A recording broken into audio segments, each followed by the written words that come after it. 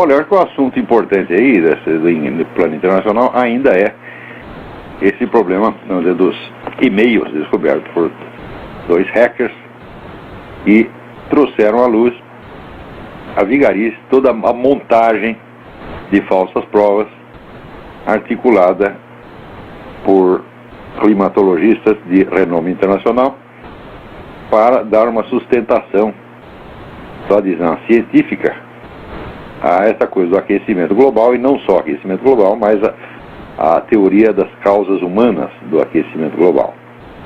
É muito importante entender que esses cientistas que foram assim desmascarados não são cientistas quaisquer, mas são os principais autores do relatório do painel intergovernamental das Nações Unidas sobre a mudança climática, o IPCC. Este relatório do IPCC, por sua vez, é o fundamento principal dessa reunião em Copenhague, onde se pretende implantar um imposto mundial sob a alegação de combate ao aquecimento global. De modo que nós estamos, vocês devem se lembrar daquela emissão do Lord Christopher Monckton, que foi inclusive reproduzida ali no Mídia Sem Máscara, né, anunciando claramente que a implantação deste imposto global é já automaticamente a implantação de um governo mundial, porque não há imposto se você não tem meios de forçar o pagamento do imposto. Quer dizer, se não há um órgão policial para fiscalizar o pagamento do imposto, então o imposto não existe. Então, a implantação do imposto mundial já é automaticamente a criação de um poder mundial capaz de se impor a cidadãos de quaisquer países do mundo, forçando ao pagamento de imposto, e se impor também, vamos dizer, a todos os governos. Ora, isso aí é a novidade, é a mutação mais revolucionária de todos os tempos. Porque a implantação do governo mundial não é só um crescimento do organismo estatal para o nível global. Você vê que uma das funções principais do governo é representar um povo perante outros povos. Quer dizer, você tem uma função de representação. Quer dizer, se não há um povo estrangeiro perante o qual você tem de ser representado, a própria existência de governo se transforma, vamos dizer, num fenômeno meio estranho. Agora, o governo global, ele representa que nação? Não uma nação, nem essa, nem aquela, mas representa a humanidade. Ele representa perante quem? Perante extraterrestres? Só pode ser.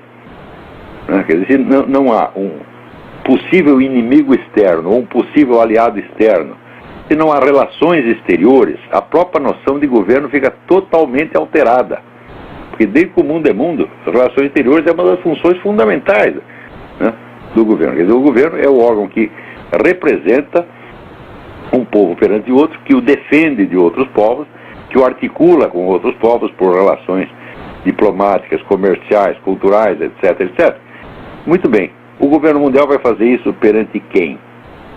Tá certo? Então, é de se prever que essa coisa de extraterrestres daqui a pouco comece a ter alguma relevância política. É capaz de você, muito em breve, vocês ouvirão autoridades mundiais começarem a falar. Eu não estou brincando, não, isso não é uma piada, isso é coisa séria.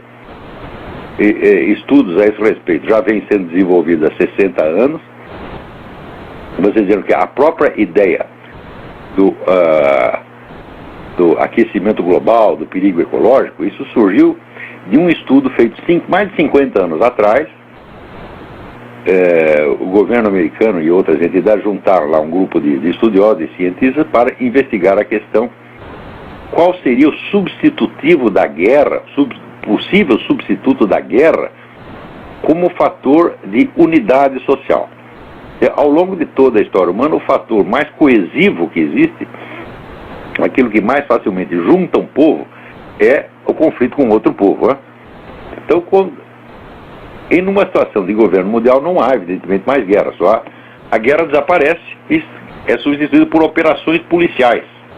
Quer dizer, se o governo mundial tem que reprimir um povo que está saindo da linha, no seu entender, isso não é uma guerra, é uma simples operação punitiva, né? É como o Império Mongol. Nós sabemos que o Império Mongol viveu em guerras, mas ele não chamava de guerras, ele chamava de expedições punitivas. Porque do ponto de vista do Império Mongol só havia duas regiões no mundo. E havia o Império Mongol e havia as regiões rebeladas. Isso é todo o resto do mundo. Então, o governo mongol não reconhecia outros governos. Só existiam, ele já era um governo mundial no seu próprio entender. Então só havia o governo mongol e províncias rebeladas. Então não havia guerra, evidentemente, é uma expedição policial, ou como ele chamava, expedição punitiva.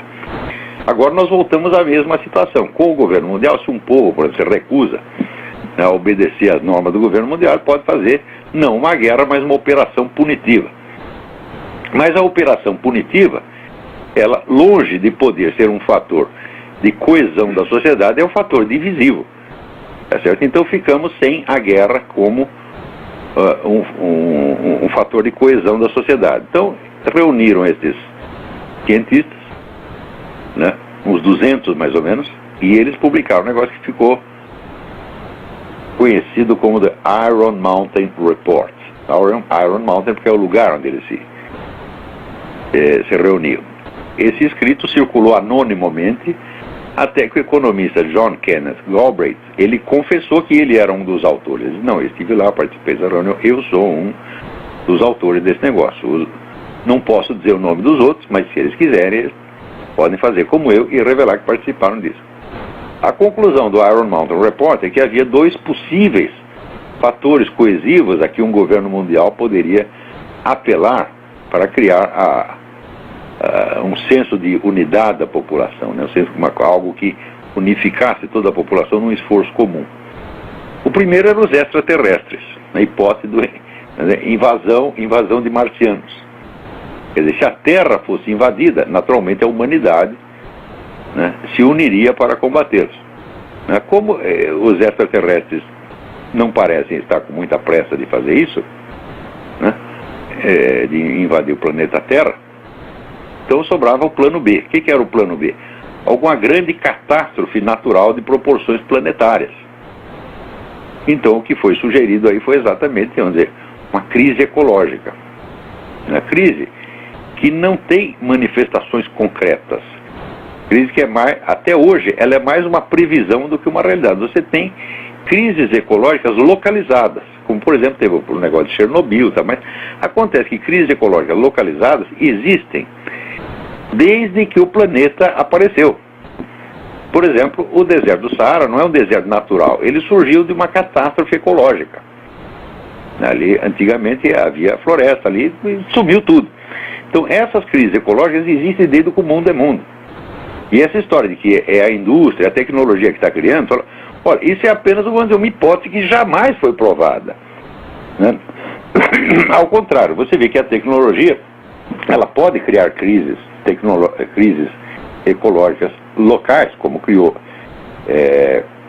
em Chernobyl, ou por exemplo, em Pequim, Beijing, onde a poluição é absolutamente irrespirável, ninguém pode sair de casa, mas ao mesmo tempo a tecnologia é responsável por novas modalidades de integração do homem na natureza que são um sucesso espetacular.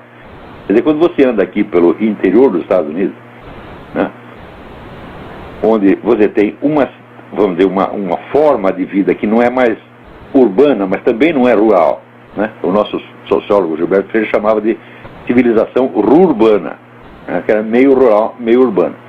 Você vê que isso é um sucesso ecológico absolutamente espetacular. Essa é uma forma de existência social onde você tem todos os confortos da tecnologia e ao mesmo tempo a natureza está respeitada, né? Vamos dizer, é a medida mais revolucionária de todos os tempos, que é a implantação de um governo mundial que vai não apenas centralizar o poder em escala planetária, mas vai mudar a própria natureza do fenômeno chamado Estado. E isso tudo está para acontecer baseado num relatório que foi todo montado por meio de fraude.